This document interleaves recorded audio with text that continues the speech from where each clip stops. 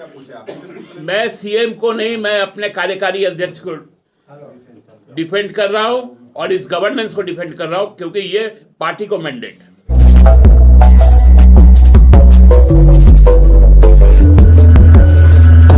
आप सबको आज यहां पर इतनी तादाद में देखकर यह एहसास हो रहा है कि 2019 में जो जनादेश मिला था, उस जनादेश को किस प्रकार से एनक्रोच और डिस्टेबलाइज किया जाए। ईडी का एक नया स्वरूप सामने आया। गवर्नेंस एक सोवर्जन डेमोक्रेटिक स्टेट गवर्नमेंट को, उसके गवर्नेंस को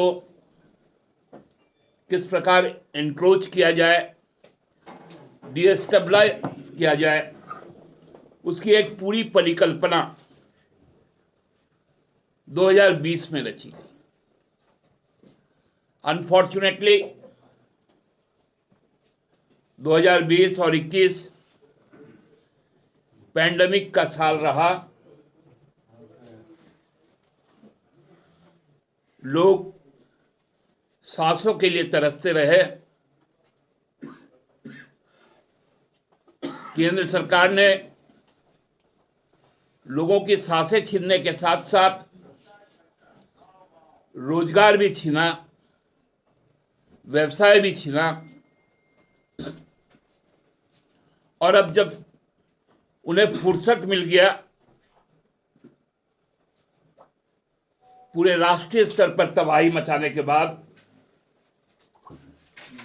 तो इस राज्य सरकार को भी किस प्रकार डिस्टेबलाइज किया जाए, गवर्नेंस को डिरेल किया जाए, गवर्नेंस को डिस्टर्ब किया जाए, उसके लिए एक एंक्रोचमेंट मैप तैयार किया गया। हमें समझ में नहीं आता कि मनरेगा का घोटाले की जांच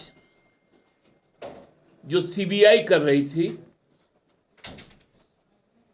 उसको ईडी ने टेक ऑफ किया, और वो जांच, ईडी का जो गठन का उद्देश्य था, जो इकोनॉमिक ऑफेंस है, वो नहीं करके माइनिंग लीज पे आ गया। अजीब विडंबना है। इसकी स्क्रिप्ट इस प्रकार से लिखी गई कि येन केन प्रकारन, जब राजनीतिक रूप से परास्त हो जाए आदमी, तो मोहरा बनाया गया राष्ट्रपति चुनाव में एक आदिवासी चेहरे का, और बलि लेने का मन बनाया गया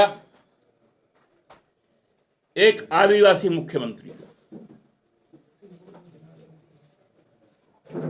उसके पीछे तमाम लोग लगाए गए। भारतीय जनता पार्टी द्वारा एक कंप्लेन किया गया। माननीय राज्यपाल जी ने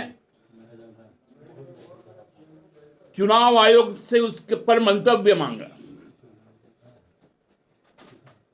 आज लगभग हमको लगता है 3 महीने बीत गए,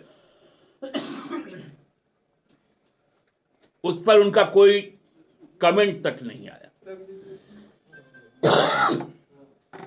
रांची से दूर और नागपुर से नजदीक रायपुर में बैठकर माननीय राज्यपाल जी ने कहा कि हम सेकेंड ओपिनियन ले रहे हैं।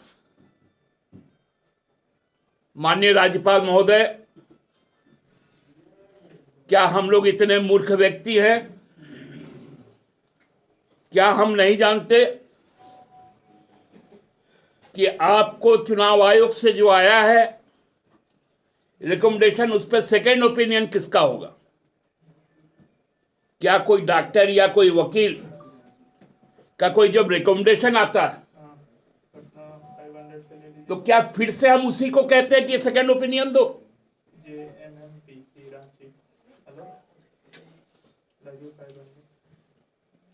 यदि जो रिकमेंडेशन किया है उसी को बोल रहे सेकेंड रिकमेंडेशन दो। उसके पहले क्या चला? नेशनल मीडिया में पूरा नैरेटिव सेट किया गया कि मुख्यमंत्री बर्खास्त किए जा सकते हैं, उनकी सदस्यता जा सकती है, उनको डिबार किया जा सकता है। अब उसी काम करने के लिए राज्यपाल महोदय ने सेकेंड ओपिनियन की बात कही।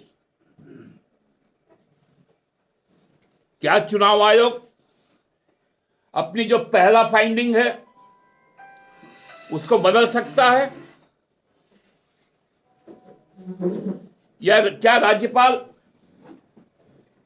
चुनाव आयोग को बाईपास करके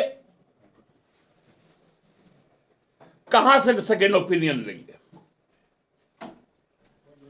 क्या भारतीय जनता पार्टी का दीनदयाल उपाध्याय में जो स्थित मुख्यालय है वहां भेजा गया सेकेंड ओपिनियन के लिए?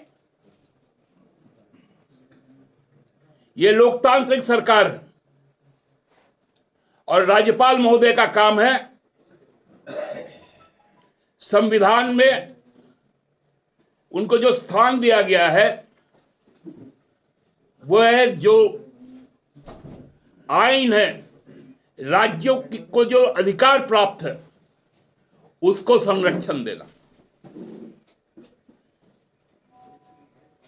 एक राज्यपाल महोदय बोलते हैं एक आध एटम बम फूटेगा, इसका अभिप्राय क्या है?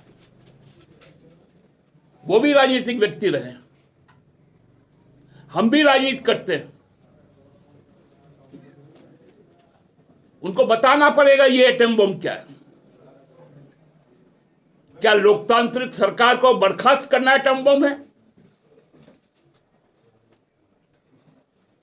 क्या आप उसके लिए यहां पर भेजे गए हैं? क्या उसी लिए यहां पर ईडी का दफ्तर खोला गया?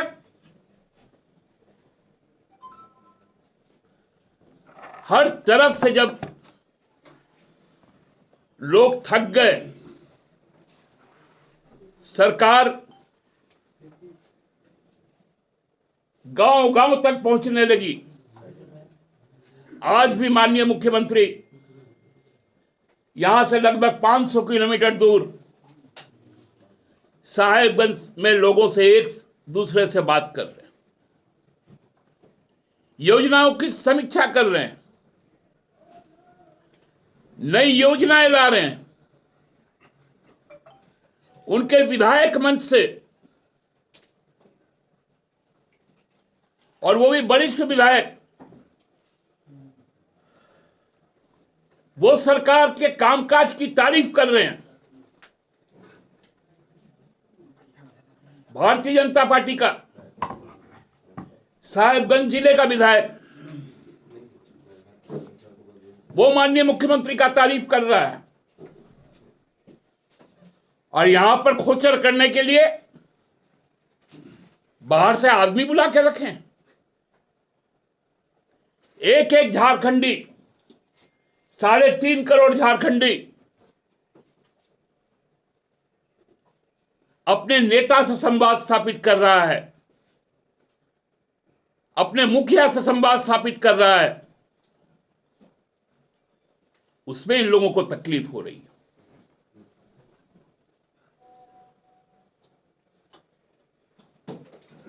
हम लोगों ने देखा कि इस देश में अब कैसी व्यवस्था चल गई। मोरबी में एक अत्यंत हृदय विदारक घटना घटी। आप लोग कभी देखे थे क्या कि दुर्घटना के बाद यदि जान जाती है तो 4 दिन के बाद राजकीय शोक होता है।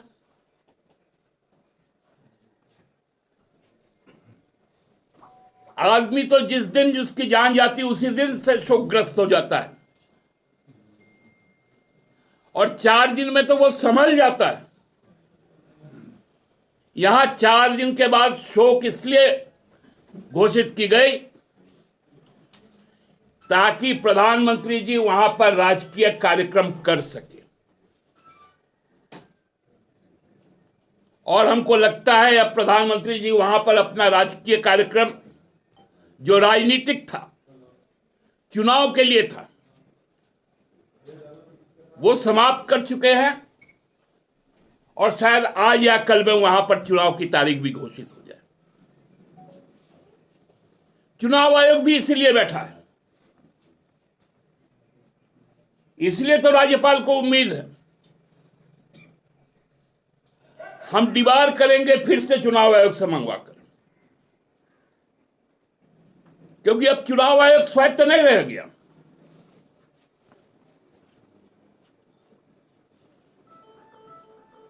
चुनाव आयोग यदि स्वायत्त रहा होता तो जो उनकी पहली अनुशंसा थी, उस अनुशंसा को आज 3 महीने तक माननीय राज्यपाल जी ने क्यों लटकाए रखा? आपकी जो मंशा है साफ कीजिए। हम लोग किसी के हुड़की से डरने वाले लोग नहीं।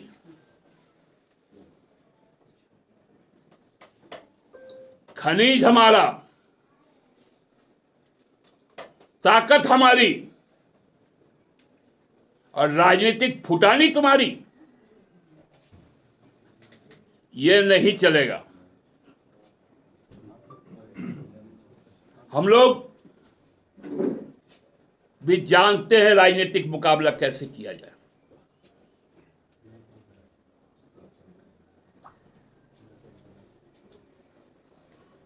बहुत दिनों से जो साजिश थी, वो साजिश अब खुलकर सामने आ गई, ब्लैक एंड व्हाइट में सामने आ गई।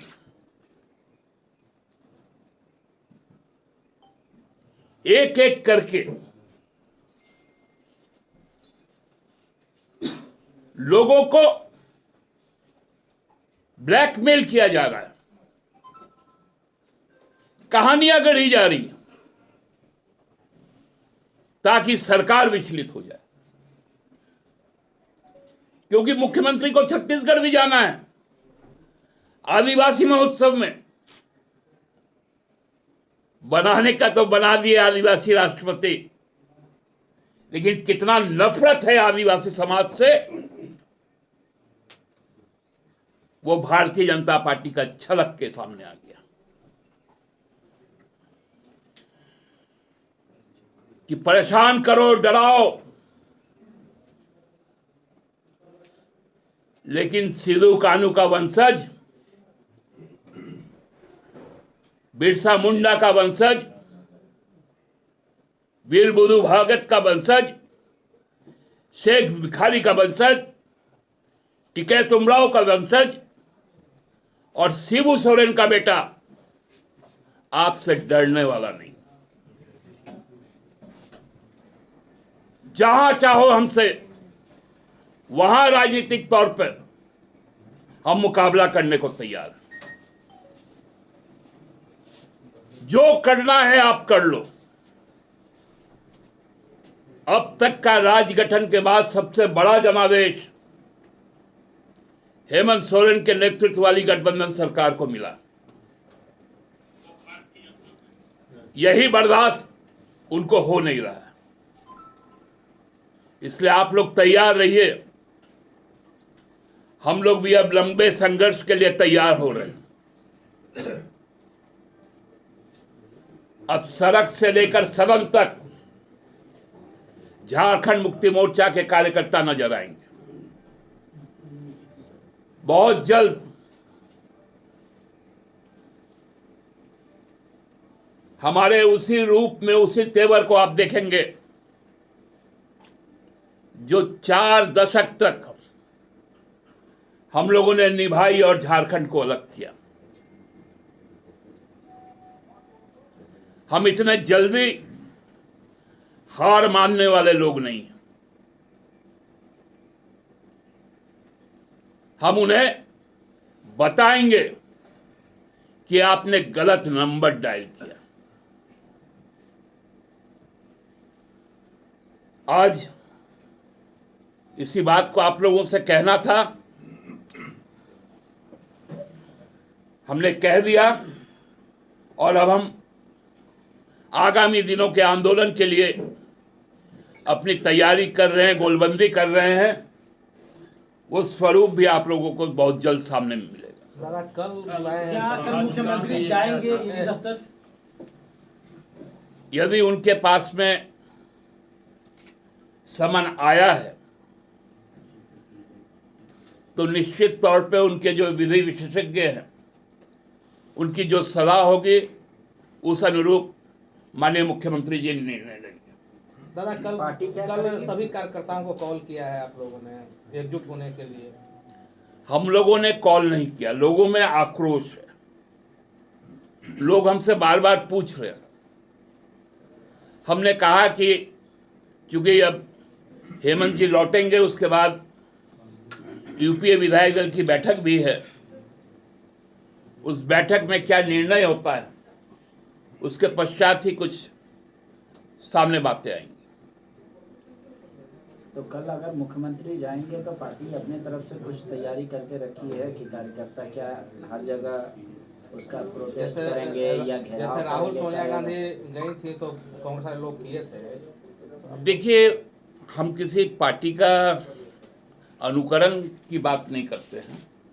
हमारा अपना कार्यक्रम होगा और हमारा अपना कार्यक्रम अपने जो विधायक दल है, हमारे जो वरिष्ठ लोग हैं, उनसे विचार विमर्श के बाद हम लोग निर्णय लेंगे। दादा एक बात आई जो कि ये जो कल पूछताछ की जो समन की बात आ रही है उसमें ईडी ने झारखंड पुलिस को भी और सीआरपीएफ को भी सिक्योरिटी के लिए बोला है ईडी ऑफिस पे। तो क्या मतलब ऐसा है पार्टी की तरफ, जैसा आप बोल रहे हैं कल कार्यकर्ता भी जुटने वाले हैं, तो क्या वहाँ धरना प्रदर्शन हो सकता है? नहीं, आपको किसने कहा कि मैंने कहा कि कार्यकर्ता जुटने वाला है? नहीं, आपने बोला कि लोग बोल रहे हैं। लोग कह रहे हैं, हम लोगों को करना क्या है? हम लोग बोल रहे हैं धैर्य रखो, बताया जाएगा। दादा ये आप कह रहे हैं कि और आपकी जिला कमेटी तो कह रही है कि मोरहाबादी में कल महाजुटान है।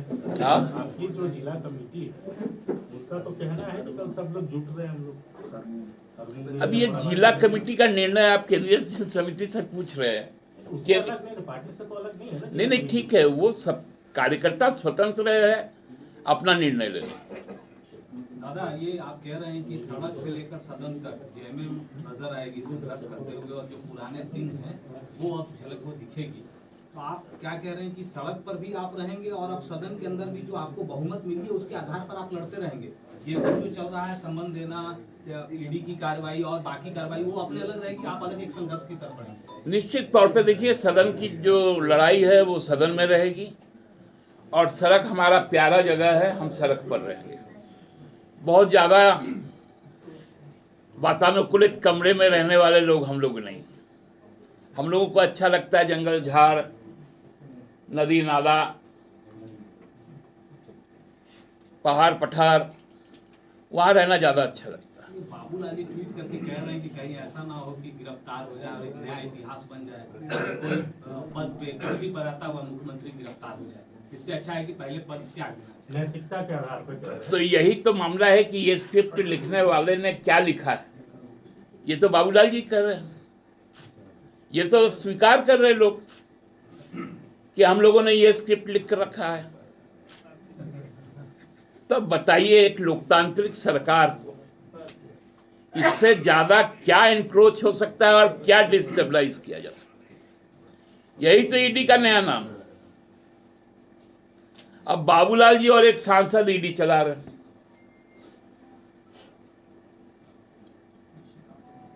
क्या स्थिति होगा?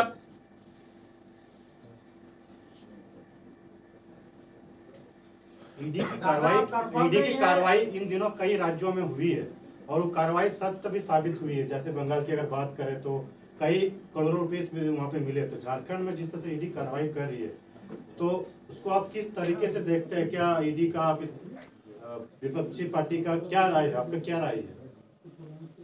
देखिए, ईडी कार्रवाई करे वो स्वतंत्र है, लेकिन कार्रवाई का औचित्य भी सामने आना चाहिए। इस तरह से गवर्नेंस को डिस्टेबलाइज करना ये ईडी के कार्रवाई में नहीं शामिल है। दादा आपने कहा कि पुरानी तेवर में आएगी, तो क्या इसको धमकी माना जाए ईडी को, या बीजेपी किसको धमकी माना जाए? आप लोग ये शब्द कहां से लाते हैं हमको समझ में नहीं आता है। हम ये ऐलान कर रहे हैं कि हम पुराने तेवर में आके आंदोलन करेंगे, ये कोई धमकी किसी को नहीं, ये हमारी बात हम कह रहे हैं। मुख्यमंत्री के सम्मन बात से की जा रही है, क्या वो सम्मन आया है या फिर आप लोगों को भी अखबार और मीडिया के माध्यम से ही जानकारी है? देखिए, ये तो चूंकि मुख्यमंत्री जी आज बाहर हैं, उनको लौटने दीजिए, बात करके फिर आप लोगों से बात करेंगे। अच्छा दादा, सवाल ये है कि ईडी ने रेड्स किया पिछले 6 महीने के दौरान, करीब 47 जगह सर्च ऑपरेशंस किए, जिसमें कि पंकज मिश्रा, दाहू यादव और जो प्रेम प्रकाश हैं, उनके यहाँ से काफ़ी पैसे भी मिले, करीब 19 करोड़ के आसपास रकम जब्त हुआ, काफ़ी डॉक्यूमेंट्स मिले, हेमंत सोरेन के भी डॉक्यूमेंट्स मिले हैं। तो आपको क्या लगता है कि ये सारे आरोप गलत हैं, ईडी जानबूझ के कर रही है? ये तो तथ्य मिले हैं, सारे चीज मिले हैं। देखिए, जो तथ्य मिले हैं वो तो कोर्ट के सामने होंगे, और किनके यहाँ से 19 करोड़ रुपए मिले ये तो आप नया खुलासा कर रहे हैं। तो इसलिए ये सारे संबंध में ईडी का जो प्रेस कम्युनिकेशन हुआ है उसमें तो ये तथ्य नहीं आया था। नहीं, पूरा 19 करोड़ है, पूरा सर्च के दौरान जो 47 जगह रेड हुआ उसमें 19 करोड़ मिले हैं। हाँ, तो वो तो कोर्ट में उन्होंने कहा है ना कि किसके यहाँ से कहाँ मिला, तो वो लोग अकाउंटेबल है जिनके यहाँ से। आप मानते हैं कि प्रेम प्रकाश, पंकज मिश्रा और दाहू यादव के संबंध हेमंत सोरेन से नहीं है? ये लोग इलीगल माइनिंग में लिप्त? देखिए, पंकज मिश्रा को आप और बाकी जिनका भी नाम कह रहे हैं ना, हम लोग कभी उनको पहचानते हैं न कभी जानते हैं। पंकज मिश्रा को आप नहीं जानते? मैं कहाँ मना किया? मैं कहाँ मना किया? प्रेम प्रकाश के अमित अग्रवाल का जो नाम आ रहा है, बाबूलाल मार्टी ने एक तस्वीर शेयर किया है जो हेमंत सोरेन जो है रतन टाटा से उनको मुलाकात करा रहे हैं, आप बोल रहे हैं आप जानते हैं। मेरे साथ भाई आपका भी फोटो, एक राजनेता का किसके साथ कितना फोटो है। लेकिन रतन टाटा से प्रेम प्रकाश के यहाँ से 2 AK-47 राइफल भी मिला। वो रांची पुलिस से पूछिएगा, एक राजनीतिक व्यक्ति से AK-47 के बारे में पूछिएगा। वो सीएम आवास का था ना, तो सीएम आवास से जाके पूछिए ना, ये आप पार्टी दफ्तर में बैठे हुए हैं। आप तो यहाँ सीएम को डिफेंड कर रहे हैं, तो सीएम आवाज से क्या पूछे आप? मैं सीएम को नहीं, मैं अपने कार्यकारी अध्यक्ष को डिफेंड कर रहा हूं और इस गवर्नेंस को डिफेंड कर रहा हूं, क्योंकि ये पार्टी को मैंडेट है।